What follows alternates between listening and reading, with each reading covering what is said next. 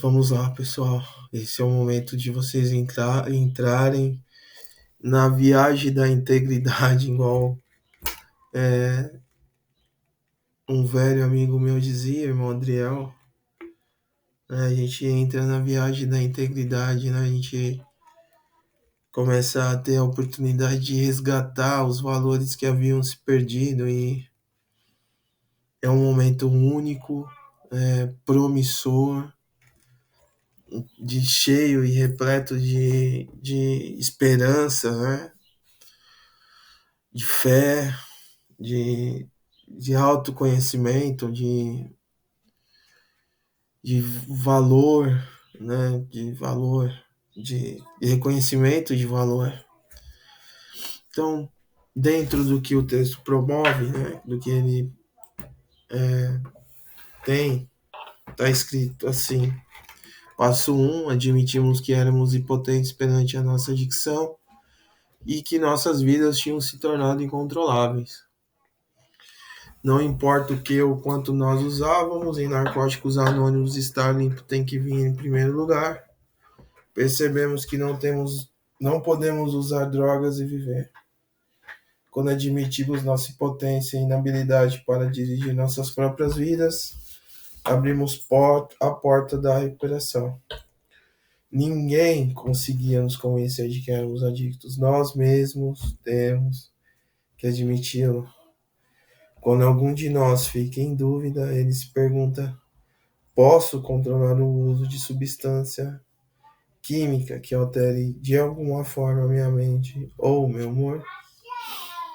A maioria dos adictos perceberá imediatamente que é impossível controlar. Seja qual for o resultado, descobrimos que não podemos usar controladamente por qualquer período de tempo.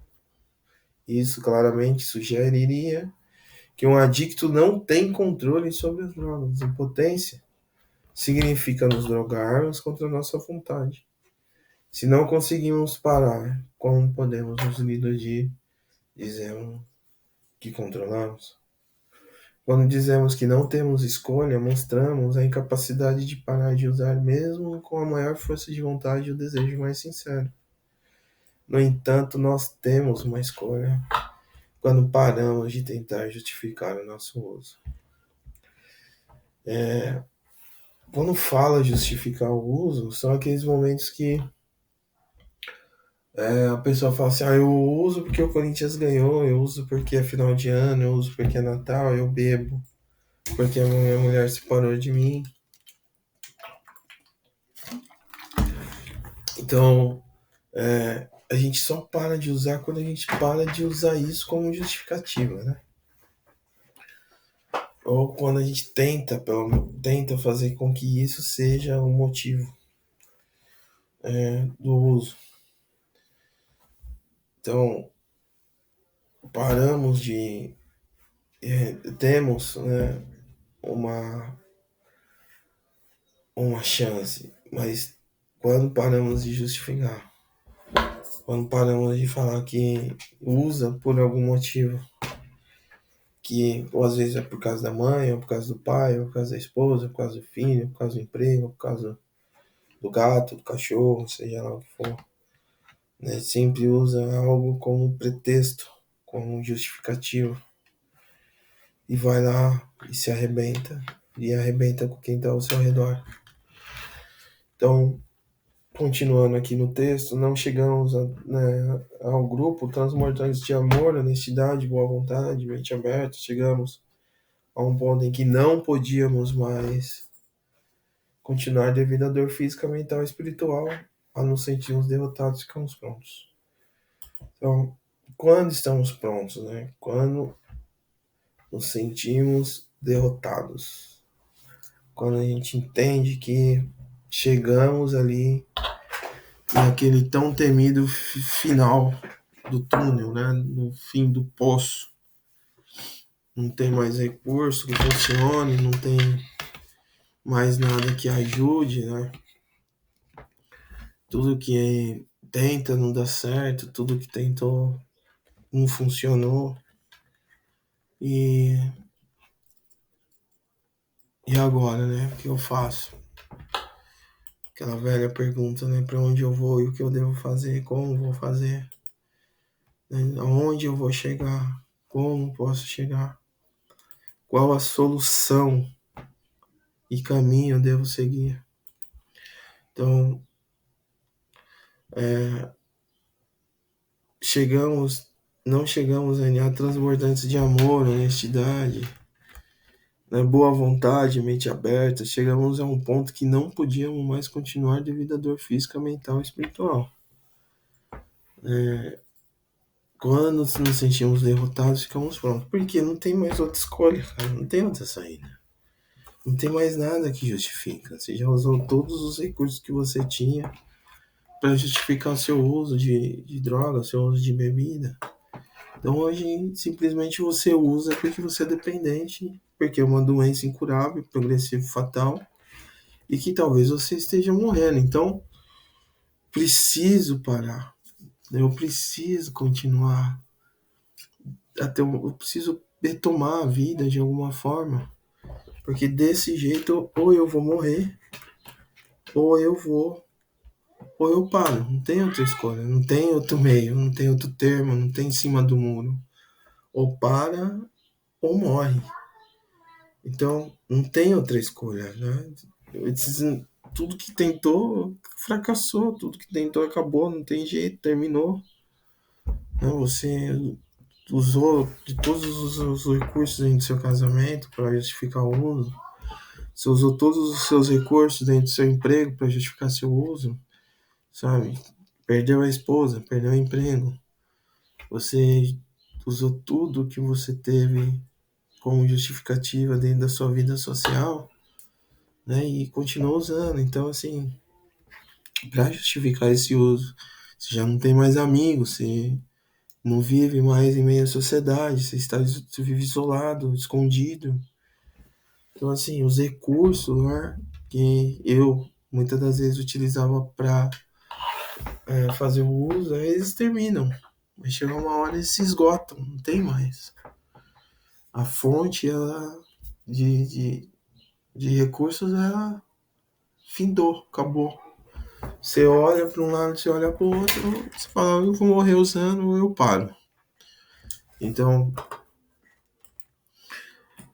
quando chega a NA, a pessoa escolhe por parar. Ela tem esse lampejo de humildade, ela reconhece esse fato. E ela vai tentar fazer com que seja o último recurso da vida dela. Aquele sentimento de derrota, de que nada adiantou, de que talvez você.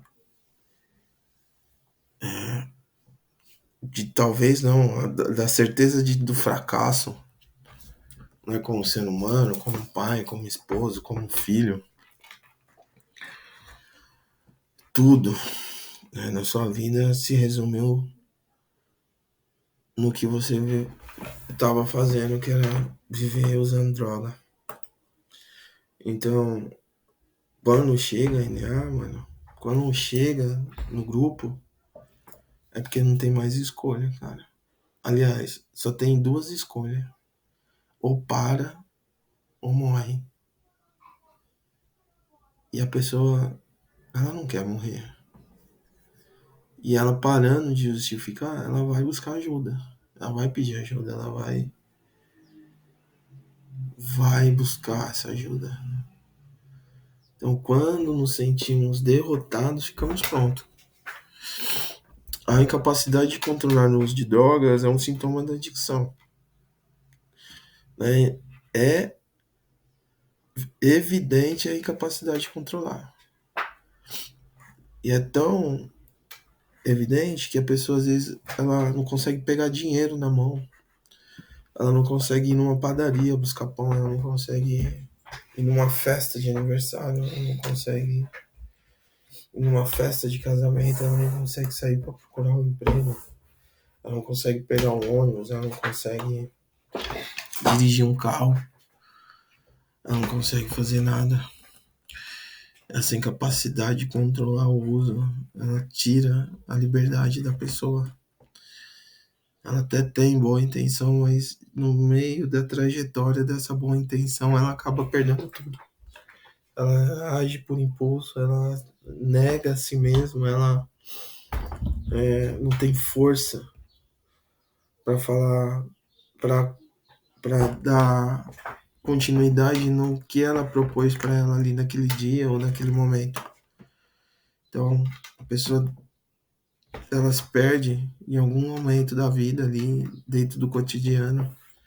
Se ela vai buscar pão, ela acaba indo pra biqueira. Se ela vai trabalhar, acaba indo pra biqueira. Se ela vai namorar, ela acaba indo pra biqueira. Tudo leva a pessoa ao uso.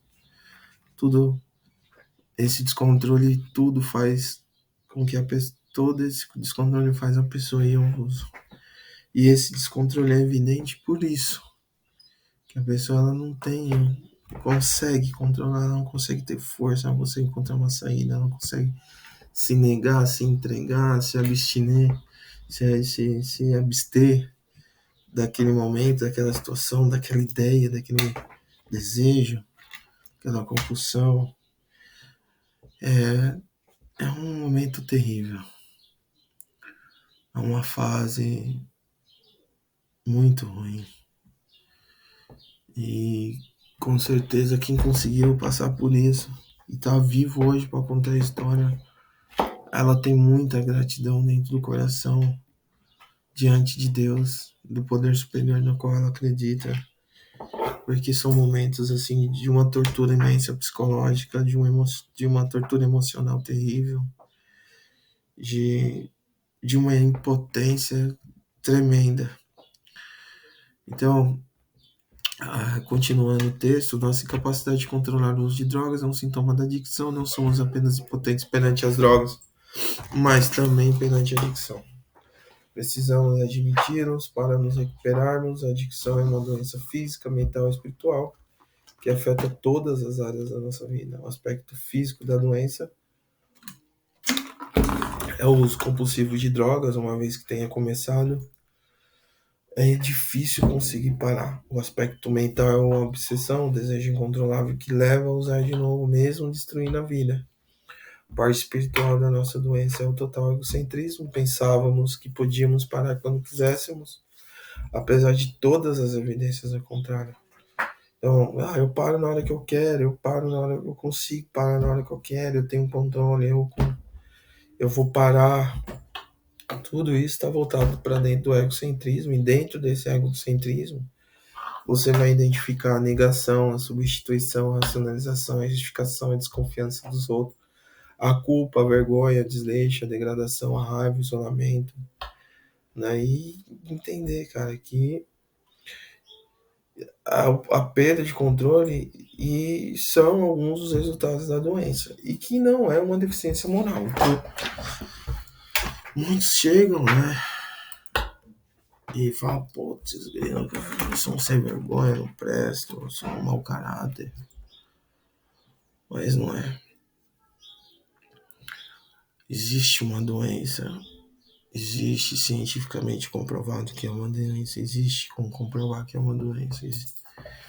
E como qualquer outra doença, né, a pessoa não quer ficar doente, mas acaba ficando por algum fator. É tão complexo, né, essa doença que a gente muitas vezes não sabe o porquê que surgiu, de onde veio, como se contaminou, de que forma chegou a ficar doente. Então, é um mistério, né? Se a gente parar para pensar assim, como que tudo aconteceu e aonde que tudo isso começou. Então, é uma doença, não uma deficiência moral. Nós somos responsáveis por nossa doença, não somos responsáveis, mas não somos responsáveis por nossa doença, mas somos responsáveis pela nossa recuperação. A maioria de nós tentou parar de usar por conta própria, mas eram capazes de viver com ou sem drogas. Finalmente percebemos que éramos impotentes perante a nossa adicção. Muitos tentaram parar de usar por simples força de vontade, que resultou numa solução temporária. Vimos que a força de vontade sozinha não funcionava por muito tempo. Tentamos inúmeros outros recursos, psiquiatria, hospitais, clínicas, novos romances, novas cidades, novos trabalhos, tudo que tentávamos fracassava. Começamos a perceber que havíamos racionalizado verdadeiros absurdos para justificar a confusão que fizemos nas nossas vidas com as drogas. Até abrirmos mão de todas as nossas restrições, seja elas quais forem, estaremos colocando em risco os alicerces da nossa recuperação. Só assim podemos ser ajudados na recuperação da doença da adicção. Lendo tudo isso, imaginando ou escutando tudo que a gente está dizendo aqui, a gente se pergunta: se somos impotentes, como eu vou receber ajuda? E aí que está o grande lance de tudo. A gente começa, depois de admitir tudo isso, ela começa a pedir ajuda. Começa a pedir ajuda para vir para um lugar que vai trazer segurança, confiança, que não existe droga. E começa a pedir ajuda para viver uma vida nova, uma vida sem o uso da substância química, que muitos ainda não tiveram a oportunidade de viver. Então, tudo começa pelo pedido de ajuda. Como você vai pedir ajuda para o seu sentimento, para o seu pensamento, para a sua vontade, para a sua obsessão, para a sua compulsão? Como você vai pedir essa ajuda para sair dessa situação? E como é esse pedido de ajuda? Se é em cima de uma vontade, de uma necessidade, se é em cima de uma solicitude. Então, tudo vai começar através do pedido de ajuda.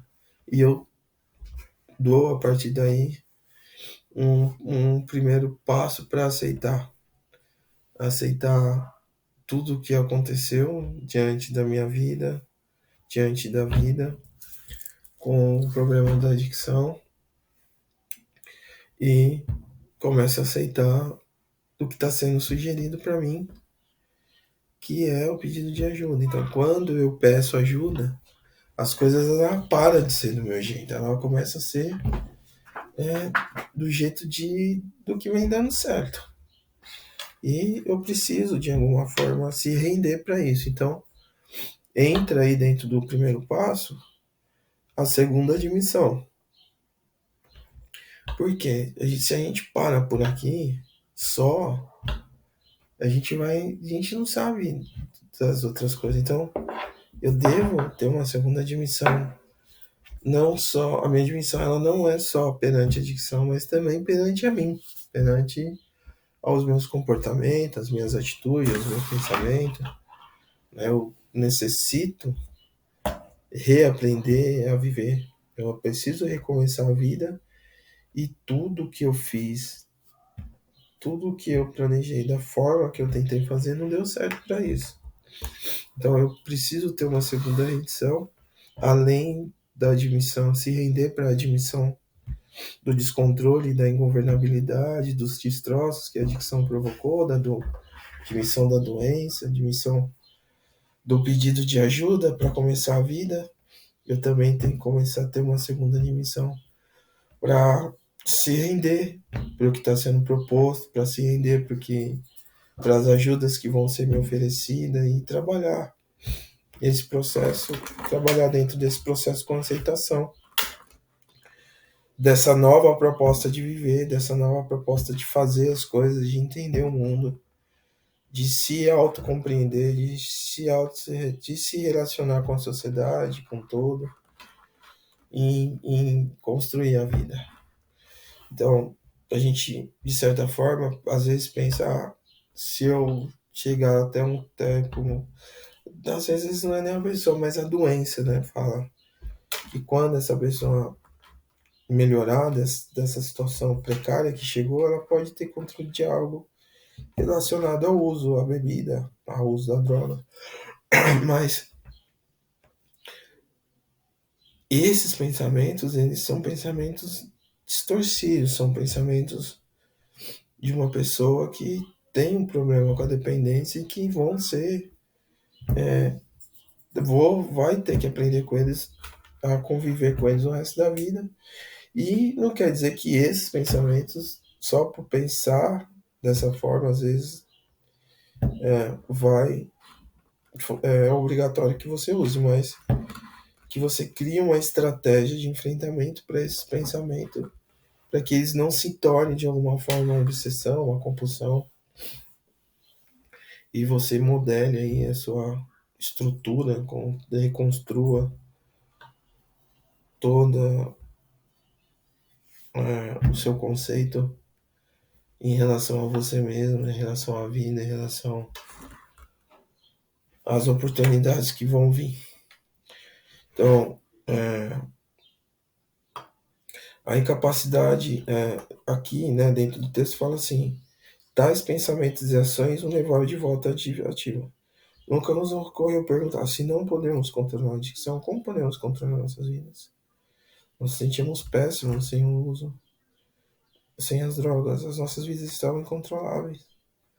A incapacidade de se empregar, desdém são facilmente identificados. São características de uma vida incontrolável. Carro amassado, sujo, roupa rasgada, unha para fazer, cabelo para pintar, dente para escovar, sapato furado, chinelo rasgado,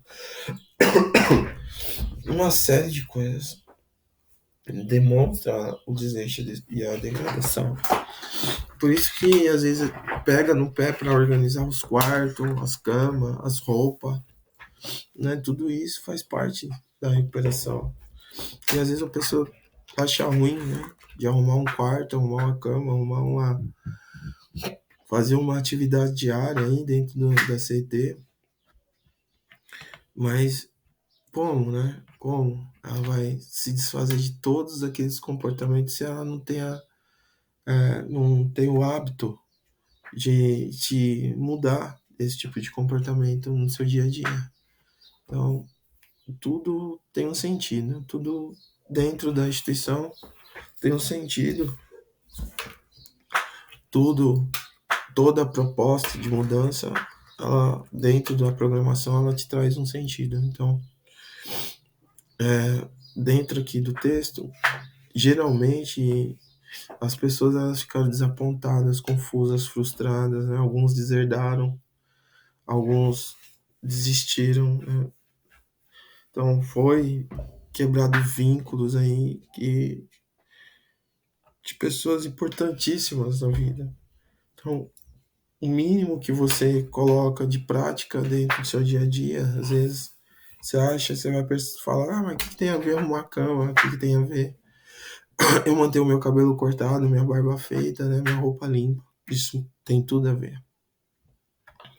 São essas pequenas mudanças que vão te trazer de novo a autoestima, vão trazer de novo a autoconfiança, o alto valor, o amor próprio. E também é uma forma de identificar como que está o seu sentimento, o seu pensamento, o seu comportamento. Né? São situações que sinalizam se você está bem ou se você está ruim. Então, nossas vidas não se tornam controláveis por conseguirmos um emprego, sermos aceitáveis socialmente ou retornos ruins.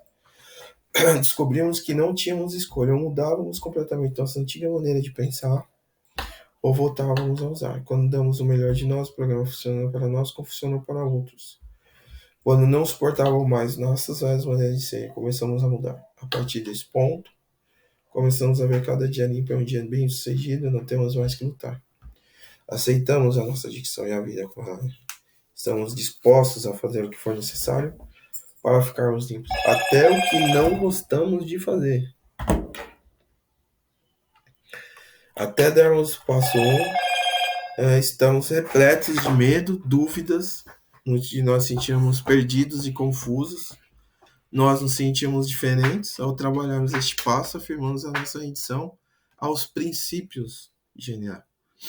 Somente após a rendição começamos a superar a alienação da adicção. A ajuda dos adictos só começa quando somos capazes de admitir a completa derrota. Pode ser assustador, mas é o alicerce sobre o qual construímos nossas vidas. O passo não significa que não precisamos mais usar, e isto é uma grande liberdade. Demorou muito para que alguns de nós percebêssemos que suas vidas tinham se tornado incontrolável. Para outros, o descontrole das vidas era a única coisa clara. Sabíamos no fundo dos nossos corações que as drogas tinham o poder de nos transformar em alguém que não queríamos ser. Estando limpos e trabalhando nesse passo, somos libertos dos nossos grilhões. Entretanto, nenhum passo trabalha por mágica. Não repetimos apenas os dizeres, aprendemos a vivê-los. Percebemos que o programa tem algo de concreto a nos oferecer. Encontramos esperança, podemos aprender a funcionar no mundo que vivemos, podemos encontrar sentido e significado na vida e sermos resgatados da insanidade, depravação e morte. Quando admitimos nossa impotência e incapacidade de controlar nossas próprias vidas, abrimos a porta para que um poder maior do que nós nos ajude. Não é onde estávamos que conta, mas para onde estamos indo. Então, pessoal, a gente sabe que a gente foi resgatado da insanidade, da depravação e da morte. A gente está tendo uma nova chance, uma nova oportunidade, uma saída.